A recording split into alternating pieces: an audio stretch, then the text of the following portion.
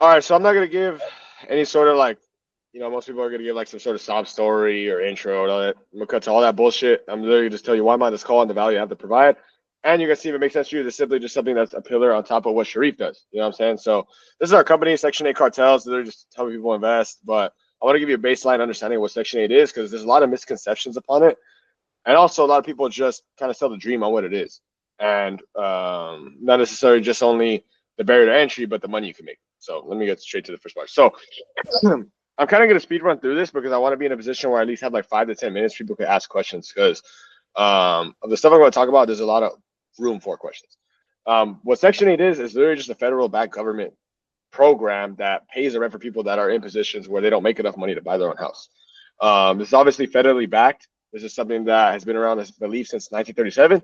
And you're in a situation where you get what's called the fair market rent. You get the max. So in certain states, certain counties, there's a limit that you could go and charge for that area code, and this allows you to get that max amount, so you're not in a position where you're chasing rent from someone. Someone's late on payments, and you have to front that mortgage payment. You're literally guaranteed on the first of every single month getting paid because as long as the U.S. prints money, you're gonna get paid. What Section 8 is, a lot of people think that you're just hustling. People are just trapping, they're rapping, they're doing everything, but in reality, it's not.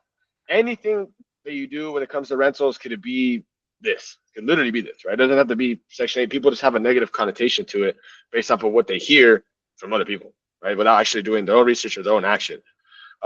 In terms of Section 8, in terms of people say like slumlords, honestly, it's pretty hard to be a slumlord. The reason why is because you need an annual inspection every single year on this property, right? Which is a benefit. Because if the tenant does not maintain the property, they'll get kicked out. And once they get kicked off Section 8, they're going to wait years to get back onto it, and they're going to lose their membership essentially forever, bro. And someone doesn't want to be in a position where they're waiting, especially when they don't have money or they're a disabled veteran. There's someone that, is on dialysis. It's just not something they want. So they don't want to do that restart. And also, it's in a situation where you kind of don't necessarily need to do any other screening after the initial because the inspection keeps them in check. There's bad people and everything. Why do this instead of something like Airbnb? Honestly, it depends on you. Like Airbnb, I'm not gonna go here bash shit, say it doesn't work because, like I said previously, everything works if you know how to work and you have the right guidance.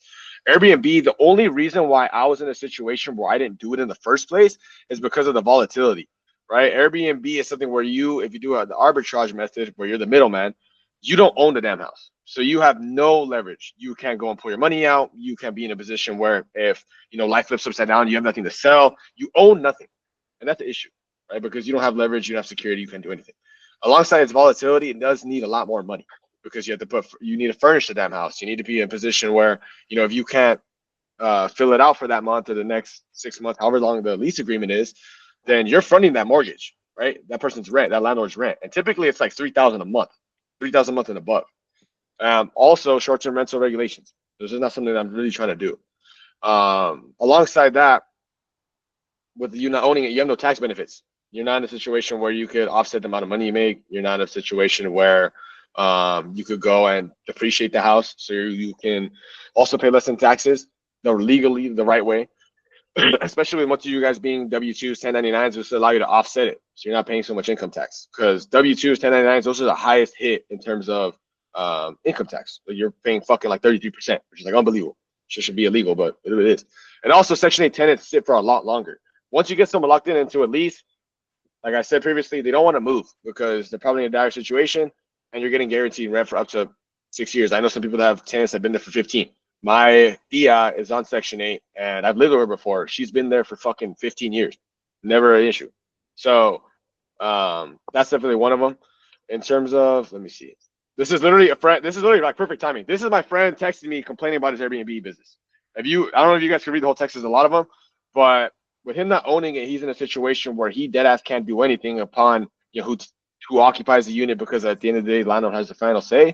But he was literally just talking about doing Section 8. I'm not saying Airbnb doesn't work. Like he has like 10 Airbnbs, but he was just over the headache, and he can't go and just sell it and break the lease because he would have to front the rest of the months that he still has on it with the landlord, right? Because he's being the middleman. Let me see where this at. In terms of traditional investing, you really don't get as high as cash on cash returns, which basically just means how much money you put in and how much money annually you're getting. and then dividing that percentage, and that's how much you're making back, right, every single year to get to the initial investment. Alongside that, landlord-friendly states. Someone mentioned or someone commented that they only invest in red states, or you should only invest in red states, and I kind of agree. I really kind of agree, because if you're not in a landlord-friendly state, someone wants to trash your house, you cannot evict them, especially in California. Like, I live in California, I've never seen my rentals. If I wanted to evict someone here, it'd probably take 90 days, and the bank doesn't give a flying fuck if you are evicting someone. They still want their mortgage payment, so that's gonna set you back fucking months in terms of profits, because you're gonna front minimum 12 grand for a mortgage payment because the tenant's not paying it, but they're still living in your house. So, also, this is something that's very big. With the funding styles that we use, we don't use traditional financing, so it doesn't show up on our credit report as debt. So your debt to income, you have maxed out credit cards, shit is not affected. The reason why is because they're going off of your bank statements, which I'm gonna touch upon shortly. But you can evict people fast if you need to. But if you do it correctly, you shouldn't be in a position where you should have to evict anybody. You should know how to do it. You should know the process, have a theoretical understanding. But the best case scenario is not having to deal with evictions. I've never dealt with them. I know people that have, but it's just something you don't want to deal with, because it also is a bitch when it comes to paperwork. Section 8 cash on cash returns. Where the hell does this come from? And also, what does it really mean? So, Section 8 cash on cash returns, money you basically make, profit, is determined off two things: the bedroom size and the area code, right? The reason why is because each area code, they try to like push landlords to house more people. So, if you're in a situation where there's an area code that's up and coming, they're going to try and push people to go rent to Section 8. So they're going to say, hey, look, we'll pay you this much, which is above typical ones. This was a 5-bed that had one of our one-on-one students lock up, that the FMR, I believe, was 44,115, was 2,100. It only goes to 4-bed on here, but when you negotiate with the county, you get up to 21. It's 2,100 gross rent, netting fucking $1,200 a month for one rental, and I think it's cash to close. Is gonna be right around like fucking $23,000. So a typical traditional rental is 8 to 12% like cash on cash. This is 71%. So this is typical what we look at. This is like a good ass deal. I'm not saying every single one is like this. So I have other examples in terms of what you can make. Like this is one 10-bedroom size, but you see how it's lower because of different area code. I don't know if it shows my meat thing right here, but this one, for example, 1792, you make 900 a month, but you're really only coming in a position where you come out like this one, probably 22,000. And there's different ways to finance. Like I helped this kid that was 20 years old, fucking bought with no credit, and he had 10K down. But the reason I'm showing these examples because I want you guys to have the most conservative approach to it and be in a situation where you're not sold the dream that, oh, you could go and buy a Section 8 rental for $5. Like, just it's not the reality. So let me go like this. So like I said, these are determined by the area code, county, the comps, right? The people around you that how much you're renting for. But you're in a situation like those numbers I showed you are guaranteed every single month. Doesn't matter if the fucking world flips on fire. Doesn't matter if there's a global pandemic. I had mentors that were in COVID still getting rental checks. Traditional landlords weren't. Airbnb weren't. So it only comes down to these things. Money to get started. Like these are some of the deposits that we've got. Literally just from our rentals. This is a kid Pablo. Is conservative, like I said, 15 to 30K. Like to be comfortable and conservative. I'm not gonna bullshit you guys and say, look, like he bought with 10K. I'm not gonna say that's automatically gonna happen for you. You go push it. But it's a possibility. Like I want you to have the mindset where you have 15 to 30, but if you come out with less, perfect. But you're at least in a situation where you're not stressing like, fuck, I have to pay this, and then you're over leveraged. So the benefit of this, with all of you guys being in situations where your W-2s, your 1099s, your W-9s, not necessarily sure on everybody's situation, but you don't need these. Like you don't need these to buy. And the benefit of that is also it's not a credit report. So I'll touch on in terms of financing. We don't use traditional financing. We use what's called non-QM loans. What this means is just non-traditional financing. It's just a special word for it. For Section 8, there's a difference of these two financing structures. Let me see. We'll go back to this. There's is all Section 8 multi-unit. It's actually let me say that question for the end just to make sure I cover all this because I want to be in a situation you guys have the question.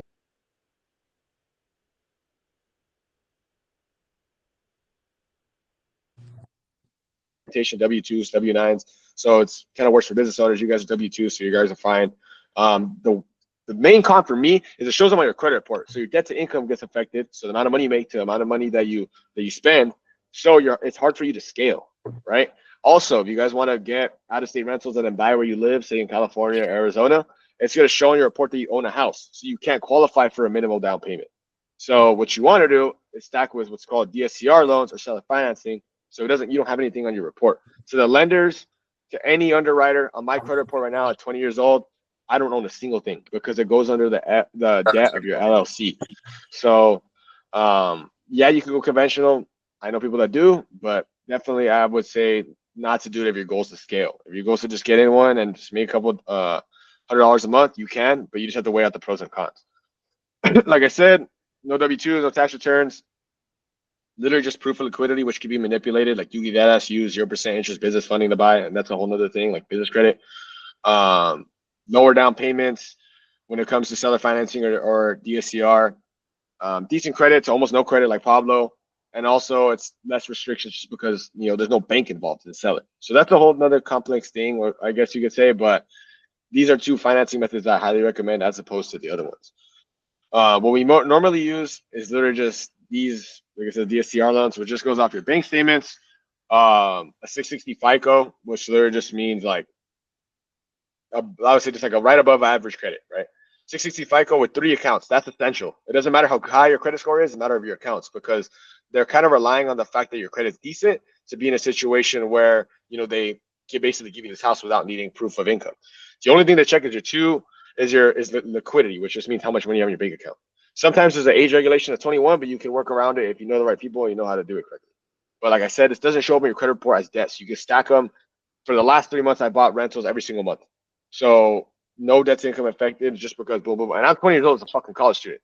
So this is showing that it's possible. So like I said, debt to income isn't affected. You never need to see these houses. I've never gone to Ohio and I'm planning on going because it's kind of cold as shit. And also like I don't need to. Maybe I go for content, but it's less restrictive. You can scale rapidly. You have higher returns, and you don't need to go to the site if you have the right people. Like I said, there's ways to manipulate it if you don't have the funds, but you want to do it. Is be in a situation where you just get business credit, you turn into cash with one of your boys, they send you an invoice, you pay it, they sell you back. Now you have cash that you could use instead of using your own cash, right? If you have 20K in cash sitting in your bank account, instead of using 20K of all the money you have, you could get business credit, easily get 30K, turn it into cash, and put that 20K as a down payment after you qualify with the money you have in your account. It may seem complex, but once you do it, it's really not. It's just either liquidating that way, where you have the money, turn into cash, or after the fact, you go and qualify by liquidating the same process, but just sitting it into your account from the jump, right? And getting those 2 months of bank statements with it sitting there. 0% interest, 12, 24 months, if you know how to do it right. You want to make sure that this is like fucking big sauce right here because a lot of people fuck this up, is you never want to do big deposits if you've never received them before. Like you guys are W-2s, you guys are making really good money in tech sales, but don't like open a brand new business bank account, liquidate it, and then have your friends Zelle you to that brand new business bank account because it will get frozen. And once your money gets frozen, you're kind of fucked. You're at the willpower of the bank while your 0% interest period is still running out. So you have to look at your account. You've had $2,500 deposits, which is considered high ticket.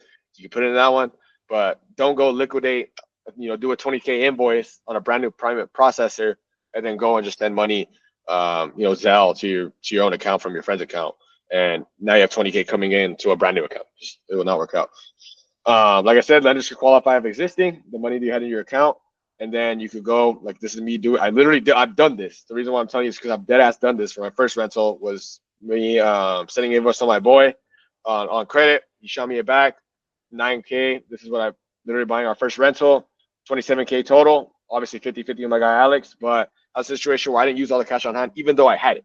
So I was able to scale and boom, go and buy one every single month. Like I said, you keep cash on hand, you have more security. The business credit doesn't affect your credit profile, just the way that personal cards do. I think you guys have a little bit of a understanding of how business credit works throughout the modules that Sharif has provided, but you're in a situation where you can scale fast, right?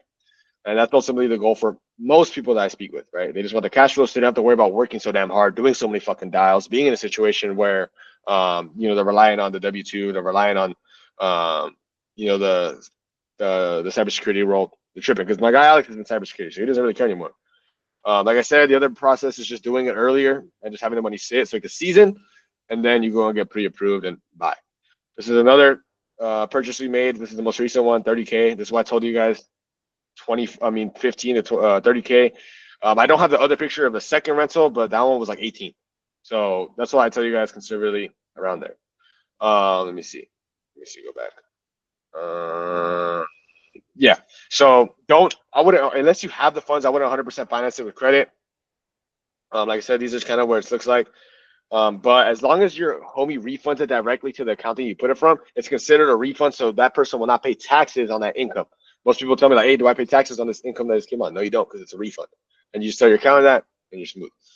I have free gifts for you guys in terms of literally just going and using them. So you can go and check out property, see if it even makes sense for you.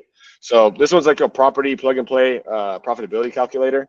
All you do is literally just put all the numbers and it fucking configures everything automatically. You literally don't do any work just so you can see it out and see if the numbers make sense. Because ultimately, for pretty assuming everybody in this situation, I mean in this call, it just comes down to numbers, right? I know you guys are very sharp people, and so you're not really necessarily looking at from an emotional standpoint, just logically. But if you guys DM me, I would then actually send this to you. You can go and just check things out. You don't have to go and buy the same state that I am, or even buy in general. You just go and look at it through various area codes, various states, whatever you want to do. But at least you have the legwork just removed from you. This thing's plug and play. I use it like every other day. Let me see. Biggest tips, bro. Biggest fucking tips. Most people are not gonna tell you. They're just gonna say, "Hey, look at the numbers." Right? It's all not only just the numbers. It's also understanding people. Right? You guys are in sales. You guys understand people.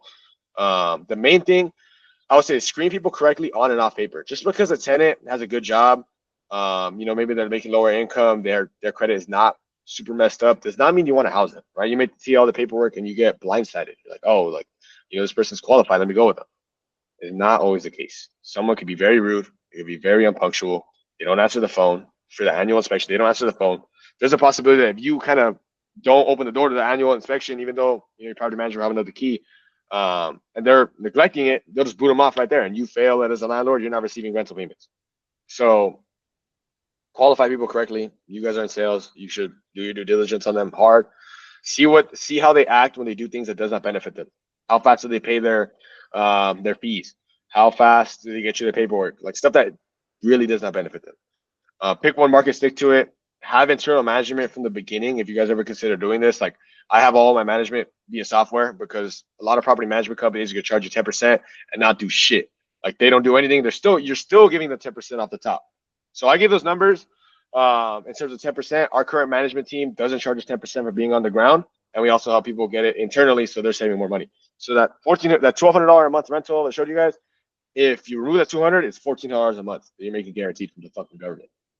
Get a good mentor. Of course, I had a mentorship program that I was in. The only thing I didn't really like is it wasn't really that hands-on. It was kind of just like do your thing. Obviously, you guys are in connection with Sharif, so you guys know the benefits of having a mentor in place. Someone that's actually qualified that does the shit they're talking about. It's not just hypothetical knowledge. The other thing is marketing this house before it even becomes yours. Some people will wait until they close the market. That's the dumbest thing you do, because you have grace periods of when you're buying it, and then also after you close, you have no payment. So you can go and use that time to find someone and have one right at closing. And then that first month, pure profit. That 2,100 could have been pure profit for that guy, or for this guy if he has a tenant right away, which we're working on right now. But you don't want to have any vacancies. It just doesn't make sense. Like I said, I don't want to give any sort of fucking sob story. I just want to cut straight into the value and the reason why I'm on the call in the first place. But if someone that's an immigrant, comes from immigrant parents, straight A college student to this day, 20 years old, no rich parents, started my first business, no money, no connections, only son of a single mother of 4, been in business for under fucking 2 years, well, under a year and a half, you guys could do this. This is literally just a picture of me. I was making a video talking about rental payments we're getting, like physically, obviously a visual aspect. It's me working in a fucking restaurant. This is my me and my fucking grandpa who literally migrated here from Mexico. So there's no reason, if you guys actually put your mind to it, that you guys can't make this happen, right? It ultimately comes down to you. I know you guys are doing Airbnb, what the hell you guys are doing, but if you really push it and just use pure willpower, like I said, in this bottom right here, really there's nothing that you guys cannot do. This is opportunity most people do not know about. Most people think that they have to invest in their backyard, and that's the biggest handicap that you could ever have, because when it comes to investing in your backyard, you become emotionally attached to the house, which doesn't allow you to scale because you're looking at it, you're like, oh, this is not a investment, this is not an asset, this is a home. I need to make this a home. But it's the wrong way to look at it. You want to look at it as obviously an investment and continue to scale because at the end of the day, you're putting your time, money, and energy into this house. So I think I have one more slide. But this is my Instagram. I give free content on there all the fucking time. If you guys want to hit me up for that calculator, this is the QR code, is what it is. This is a YouTube video basically explaining like how to use the calculator. I've been giving away the sauce for months. Like my YouTube basically has everything. But let me see. I think that's okay. Yeah. I don't know if you guys had a question. I know there was one that I saw previously, but yeah, I didn't know if you guys had anyone's alongside that. If not, let me go straight to where that comment was. I think it was let me see. How do I, bro? I have no idea how to navigate this. It was 2 questions. I can read them off in the chat if you want to leave your screen share up to you. But first question is all Section 8 multi-unit from Daniel. Can you repeat it, bro? My bad. I think I lost Wi-Fi or like I don't know. Like yeah. So we got 3 questions. So first one is from Daniel, and the question is all Section 8 multi-unit. No, any house could be Section 8. This house that I live in right now over here in California could be converted to Section 8. All they need is what's called a housing voucher, which someone applies for. And after they get that voucher, they go and take it to the housing authority. It doesn't matter what the house is. It doesn't matter if it's single family. It just has to be a livable unit. Once they go and turn that in and you get approved after you pass the inspection, now you're getting paid from the government. So it doesn't matter if it's a single family, multifamily, a condo. Basically, any unit could be Section 8. There was another question. Let me stop presenting, but yeah, like this is what it is. I'll put it in the chat too. Yeah, I threw those. I put your Instagram, I put your YouTube in the chat too. So second question was I got him. Let me see. Cool. So there was one that was I have a what's that? Personal accounts or you could be authorized user qualified, that one. So Jalen, let me give you this rundown of kind of how this is. So in terms of, let me see, where's my Loom thing still recording? I'll make sure my Loom's still recording. Okay, bet. In terms of personal accounts, yeah, it does need to be personal trade lines. The reason why is because I previously, when I was buying my first rental, had 2 accounts and 1 authorized user, and they were like, no, you need 3 open accounts. Like, hurry up and open one. So I did, but yeah, I'll say personal accounts. It could be a mortgage. It could be a car loan. It could be a student loan. It could be a personal loan. It could be a credit card. I personally say credit cards, so you don't have to be in any sort of like debt, with the, student loans. But yeah, any 3 open accounts is the best case scenario. You could push it with 2, but honestly, just get 3. The more you get, the better. Also, the more accounts you get, the more access to 0% funding you could potentially get, and you can go and scale that way. Like one thing I'm planning on doing, which I haven't told anybody besides you guys, is like, I'm gonna remove some increase from my credit report because I just bought those houses and raise like 100K in 0% interest credit and show people how to fucking buy basically on a credit card. The same way that I did in the first one, but like completely financed. But yeah, you could simply just have 3 accounts, you'll be chilling. Well, do you need to be an American citizen or Canadian citizen invest too? So this is a tricky one. This is something that I helped this guy who had an ITIN buy, but it was a complete blindside that we got hit with, right? You have to have an ITIN, right? So I think it's I can't remember what the hell ITIN stands out for, right? But it's basically just a tax ID number. You need that in order to buy a rental, but you have to put more money down because the government's taking a bigger risk on giving that loan. You typically might have to put 35% down, or if you do seller financing, you could do 20% down, but sometimes you have to negotiate to get some fees covered. And it also is like reliant on your credit. So that's why I say seller financing, there's pros and cons to it. Like it's very lucrative, but there's also, cons that exist. In terms of being able to, yes, you can. You just need an ITIN. You need an ITIN, you'll just buy it under the LLC. It's called like a foreign alien loan. That's what it is called. But yes, you can buy as long as you have an ITIN and EIN. That is it. But you don't need to be an American citizen. Like right now, I have this boy that's from Canada and also a homie that's from Dubai that are like looking at it. But I told him like, look, you should have put more money down. Be wary of that. Like straight up. I'm not gonna tell you to dream that you're gonna put 10K down and be chilling. Let me see. If you guys want, just keep rolling questions, and I'll read this next one too, just to make sure that knock them all out, but also don't take up fucking much of time. What are some things you had challenges with, and how do you overcome them? The first thing was credit history. A lot of people don't know that your credit score really doesn't matter. It's about your history and your profile. The second thing was not knowing how to like basically put property management internally. The reason why is because when you're codependent on absolutely anybody in this world, you're at a big handicap.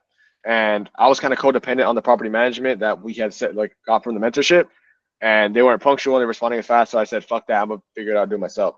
So then I started placing tenants myself with our property manager we have now that's on site and charges 10%. So property manager was one of them, but that comes down to screening people and doing them correctly. You can tell a lot about someone, you just look them in the eyes and you'll see right through them. So I would say property management, the credit accounts, profile optimization, and then just finding the right lender. The biggest one is the lender because most lenders are gonna ask for so many fucking documents, and you want them to be moving super fast to get close faster. So I would say those are only really the three things that I like challenges. But I mean, like when you come for a situation like mine, like those challenges, those problems are like good problems. Like I'd much rather have these problems of buying a house than problems of not knowing fucking if I'm gonna eat the next day. So like I did back then, you know. Would you recommend Section 8 for renting out units if you're house hacking a multi-unit? It would depend on the unit and the FMR. There's some times where you could dead ass just go and rent a private pay tenant in the same area and get the same amount, but you don't have to deal with the Section 8 inspections, which are more thorough, right? Yeah, that might come as a con with the tenant not taking as good of care of it if it's a private pay, but yeah, like if you're house hacking, you're living in one, the other one you can rent out Section 8. I would just look at the FMR, look at the area code, see if you can get the same amount from a private pay tenant, so you can move them in faster, without having to pass that inspection. Just boom, and then you start cash flowing. But if it's a lot more that you're gonna get from Section 8, I would just do the process, bro. And honestly, be in a situation where moving forward, you're good, you're cash flowing, and you're solid. So it just depends on the area code, the FMR, and the rental rates there. And if you get it from a private pay. best most convenient way to get in touch with us if you're serious, honestly, just DM me, bro. Like I'll kind of see where you're at, see if I could even help you. There are some people that I know, like I can't help because they have this fucking false perception of what Section 8 is, but now you guys have a better understanding. It'll be a lot obviously easier for you guys. So yeah, like my Instagram's right there. Just you can just DM me and see if it makes sense. If it doesn't, then I can at least provide some value to you in accordance, and then it can make sense to you. You see if it makes sense to you in the future. Take you that action plan. But is this similar to Airbnb arbitrage? I wouldn't say so, bro. The reason why is because with Airbnb arbitrage, you don't own the house, so you don't have any leverage. Alongside that, you're not in a situation where you have guaranteed rental income. With Airbnb arbitrage, you're codependent on the fact that you're also on an app. I don't like that you're codependent on the app, and moreover, you also don't have guaranteed occupancy, right? So I would say like it's similar in terms of like you're renting something out, but it's a lot different. Like not saying that one's better than the other because you could really kill it in Airbnb arbitrage, but this is just something that I do. Yeah, just reach out to me, Rohan, and then like I said, we'll see if it makes sense, bro. If it doesn't, then it's all good. But what is the process of getting a new tenant? I come from a family that has broken the Section 8 cycle. So what are some lazy family people? So please retouch on what you mean to have broken the Section 8 cycle, just so I have a better understanding so I don't answer the question correctly. But I'll touch the part where it says the process of getting a new tenant. So process of getting a new tenant, if you buy something that already has someone in it, is literally just evicting them with a place like Ohio, for example, where I buy, you can kick someone out in 10 days. So it would just say, hey, look, you have to remove, you have to get out, and making sure that goes through. Obviously, it's easier said than done, but getting the person out. But typically, what I like doing is pre-marketing it before I even think about that eviction. So then you could already have someone waiting. As soon as this person's out, you move someone in, and then you basically just refile with a new voucher. It sounds a lot easier than it is, but typically, it's really not hard to find a tenant when it comes to Section 8 because there's so many people that are low income and don't have a place to live that is affordable, right? There's a huge shortage of affordable housing, especially in those landlord-friendly states. Let me see. Kyle, I know you raised your hand. I don't know if you did it on accident, if you were trying to like actually say something verbally. Basically, like my mom was on Section 8 and like she went to the classes and actually like was like, all right, we're not doing Section 8 no more. We're about to buy our first house. and we moved out, and it was just like, so I didn't know the process of the getting a new tenant once someone was out. So you okay? The reason why I was asking. So you're saying that your family was on Section 8. They had their own Yeah, voucher. they was on Section 8 for years, and then my dad got a pretty good job, so we started saving money, and then actually bought their first house that they still live in now.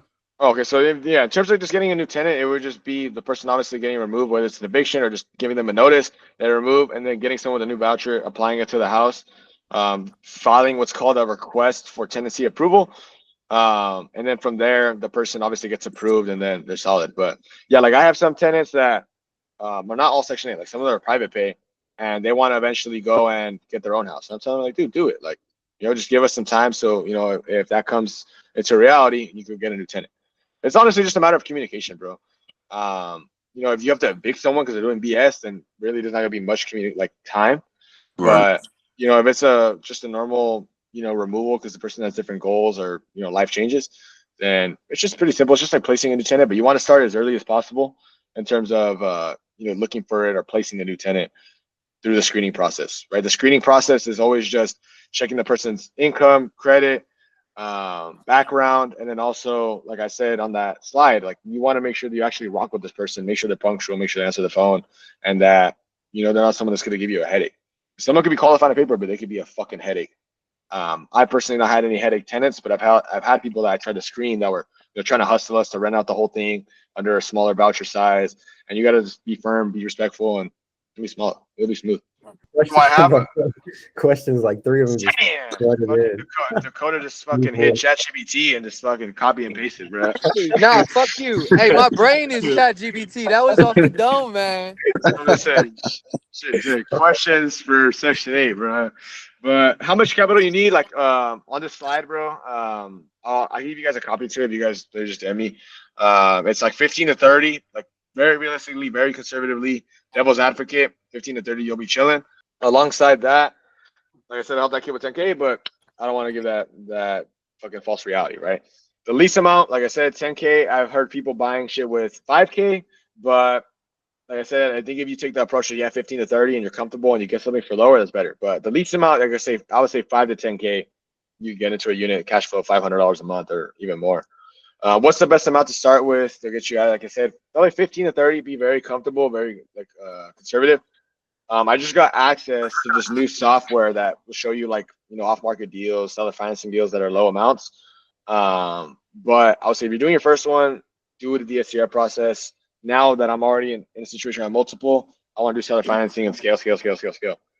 How many Section 8 rentals homes I have right now? What are your plans for 2025? So right now I have 3. Like I said, I've closed on a rental every single month for the last 3 months. And then my plans for 2025 is just to help more people do the same thing and also be in a situation where I stack multiple rentals myself, right? Because one, like I said, I'm leaving the Ecuador on Friday. I don't have to worry about expenses because it's just popping up. And also, some people don't really know about this shit. Like most people really don't. So you can put them on, help them out, then it'd be tight, So, because I couldn't even buy in California if I wanted to back then because I didn't have the paperwork. That was one thing that helped me about I didn't have the income on paper, or I don't want to have 16 co-signers. So if I could say, hey, look, you can still make the same cash flow with less restriction, then I can help out a lot of people. Do I have a group? I have a free group that I slang deals in there. Then people just hop on. It's up to them. But yeah, I have a group. Like I said, my fucking Instagram that Sharif has pulled up. I know Dakota has fucking ChatGPT, but I'm gonna knock out these last ones and then we see what's up with this. If I have equity, can you 1031 exchange? Shit, our homies using what's it called? Getliner. What's that new AI? Getliner. If Alex said if I have equity, can I 1031 into this? Yeah, you can. You can definitely. You can see if you want to do 1031, or what I would personally say, you should look at is a HELOC, so you don't lose your actual house. You lose a house, right? HELOC, I believe you could determine how much you want to pull against it, but you're not doing a full refinance to lose your rate, right? You know what? If you have a 2% rate, lose this rate and increase your monthly payment. That's what I want to say. You don't want to lose your current 2% rate or 3%, 4%, because rates right now are high. Washer and dryer on unit. Typically, you could buy something with a washer and dryer already inside. I have But the only thing you're like really needed to provide as a Section 8 landlord is just like a fucking gas oven. Besides that, that's kind of like on the tenant, and the tenant will sign an agreement saying that they're going to provide that themselves. It was like in Virginia, so like that shit was like mad expensive. But we finally got some tenants moved in like last week, so it's pretty cool. That's what's up, dude. Yeah, man. The biggest thing is marketing the tenant before. I mean, the house before it even comes yours. So you have fucking tenant at closing, boom, security deposit they're in. What I also like to do is have what I call a bidding war. I'll have multiple tenants that are screen qualified. I'll say, hey, look, I have 4 of the people that are looking at the same tenant. I mean, the same house as you are. By February 13th, if you don't put a security deposit, like I'm just gonna look somewhere else. And most of the time they'll act with urgency and boom, come up with it. Like some people are trying to negotiate you on the security deposit, but if you tell them that deadline and you're firm on it, they'll cut that fluff out real quick. Any last minute questions? Because while you guys have Xavier in here, he's 20 years old. He grabbed 3 properties the last 3 months, and this is something that you don't even have to attach your personal credit to. So ask away whatever questions y'all have for him. And if not, bro, we appreciate you for joining and just dropping all those gems, dropping your knowledge. Xavier, hey, this is the original Sharif. How are you? Good. How are you, man? Real estate investor. Doing real, fine. The real G. Just staying out of trouble here in Cali, man. That's all I could do. So I jumped on a phone call late. I'm a real estate broker here in Michigan. And Sharif had mentioned a couple things about your acquisition on your properties. And can you just tell me one more time, pretty briefly for the community, you're acquiring the properties. How are you acquiring them? Is it through how are you acquiring them to get the ownership rights to them? So what I'm doing is first I'm creating an LLC in whatever state I'm operating in. So I could either create an LLC in there or you could use one from a different state. So the reason why I do that is so I could get a DSCR loan, right? The loan that goes off of the profitability of the house. And then I put the debt under the LLC instead of my name. And then I also receive, the tax benefits. But yeah, they get qualified. It's just off of, like I said, the 2 months bank statements, open accounts, and then the property's profitability. But I put the debt underneath the entity so it doesn't show up on my personal credit report. So that's how I get approved. So hold on. Let me not just make having to sure I live walk this through. On a DSCR loan, if you go out, you find a property, it's listed on the MLS for $100,000. You go and tie up the property and give them a pre-approval for DSCR loan, right? Those DSCR loans, how are you building in the down payment? Because typically you need about 20% down. Is that correct? Yeah, 20% down on the DSCR loan. I get pre-approved for a DSCR loan, and then that's what I'm submitting the offer with. Like I'm not saying like, oh, I'm pre-approved conventionally, but I'm gonna put 20% down, or I'm pre-approved. Like it shows exactly DSCR, so the seller knows what I'm coming with. And then, like I said, 20% down. Someone asked about the ITIN. If you do DSCR alien loan, it's 35%. So these are things you have to take into account for. That's why I was telling them, like, look at these conservative numbers of 15 to 30, so you're not over leveraged or going over budget, and you're comfortable. So yeah, okay, 25 I get it. It's just 20. Sometimes if you have a really good seller that's leaning with you, you get like 15%, but typically it's just 20. You want to count at 20. If it turns out less, then just move. Okay, I got it. I see it. And you're saying with the DSCR loans, you could just put the entity directly, put the property directly in the LLC name, and then finance that. And it doesn't affect your debt to income ratio as long as you got the 20% down, and it's based on you having a qualified tenant. No, not qualified tenant, but what the house would rent for based off of the area code, FMR. So like say, or yeah, the area code FMR, right? So say it's a 3-bedroom house and your mortgage is going to be $700 a month, right? Typical FMR is like $1,300, but you want to be at least like on paper, it says, like say you find a really low tenant, it says that you'll make $800 a month, right? When they see that, they're going to say, oh, it qualifies, right? It just has to make more than what the mortgage is by 0.25%, which is like really nothing. Okay. So I got you. I got it. I understand. Let's tag in. I don't want to keep your time. Let's tag in. You and I and Sharif may be in the next 7 days because I got a ton of properties. We may be able to scale it and turn into some additional cash flow. Okay, boss. That's dope, man. Yeah, we'll put in a loop and then we'll see what's up. Thank you. Of course, man. I forgot who else had like something right at the same time. It's kinda me. like all over. Bet, man. So yeah, just hit me with it, bro. Uh, I'll tell you straight up how it is. I was gonna say, oh, sorry, are you going, Jane? No, I was my No, I was just curious. So as far as like the lines of credit or like we call it the credit lines or the trade lines, same differences. Does it, on your debt to income ratio, is that really determines, are the trade lines or credit lines determined by your debt to income ratio is what I'm asking. You're saying like, is the debt to income ratio gonna affect you how much you get qualified for? Correct. So with these, not really. The reason why is because they're looking at the house purchase as the main constraint of whether they're going to rent it out to you or not. Because some houses don't fall under this because of the rental rates. So if you have 3 open accounts and say you have 50% utilization on your credit cards, you'll be fine. You'll be fine. Because like I said, they're going off the bank statements, they're going off the open accounts, the history, not the credit score, the history, and also how much the property is going to rent for if it had a tenant in it, or if it already has a tenant in it. So obviously you want to be in a situation where you're not struggling with the personal credit cards, but they're not going to be a limiting factor. You know what I mean? It's just about the matter of the profile history and the trade line history. You need, typically they say 1 to 2 years or 6 months, but if you have 3 open accounts, you'll be smooth. Even if DSCR doesn't work for you, go seller financing, which is less restrictive, but they really only just care about your history and your profile, not necessarily how much debt you have. But also, like, you could even, if you have like 30%, 50% utilization on your personal cards, you could get a business credit, business credit, turn that into cash and pay off your personal cards. So then you're paying pure principal and not principal plus interest, allowing you to pay everything off faster. That's a gem. That, and you also mentioned too, the main advantage I see behind the Section 8 versus Airbnb versus regular rentals versus house hacking, whatever, is Section 8 is paid for by the government. And unless the government stops printing money every day, Section 8's not going anywhere. Yep. It literally does not matter if, like I said, COVID happens again, the world ends. I had mentors who are still getting paid while other landlords were thinking the world was going to end.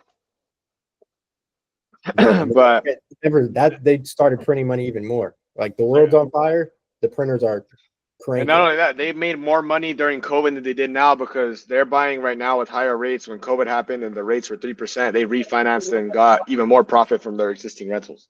So it's like, if you don't own anything in comparison to Airbnb, you can't do that. So I don't know if anyone has any last questions. Who said that it was a bold statement? I don't know what the bold statement was, but Well, hey, Xavier, I know I'm connecting with you. I've been wanting to get into real estate for a minute. I know Section 8 is super lucrative, but everything you went over today, man, super, super excited. Like, super awesome that you went over it, though. Appreciate you, bro. I got you, my guy. Sure, I won't hold y'all no more. I appreciate you guys for the opportunity to speak in front of you. But like I said, if you have any other questions, the Instagram's right there. I'll see if I can help you out. Just DM me. Like I said, I'm always transparent about this shit. Tell you exactly how it is. But yeah, if not, I'll catch y'all. If you have any other questions after the fact, hit me up, dog. Appreciate you, bro. Be safe. Enjoy Ecuador. Peace, bro. Thank you, my boy. Catch y'all. Later, bro. Now, if you watched that whole video and you want to get into your first Section 8 rental, guaranteed, done for you within 90 days, or you get a full refund, so you can be in places like this at 20 years old and not to worry about money. Literally just be here, collect rental checks, and use the U.S. government's funding to pay you and cover expenses just like this. Just go and DM me the word SA or click the link below. We can book a call, see if I can help you out, and then we could potentially work something out to see where we could meet you where you want to be. Whether it's you want to go 5 doors, 10 doors, or you just want to get your first one. So, appreciate you watching. If you have any questions in the meantime, just DM me on IG. I got you.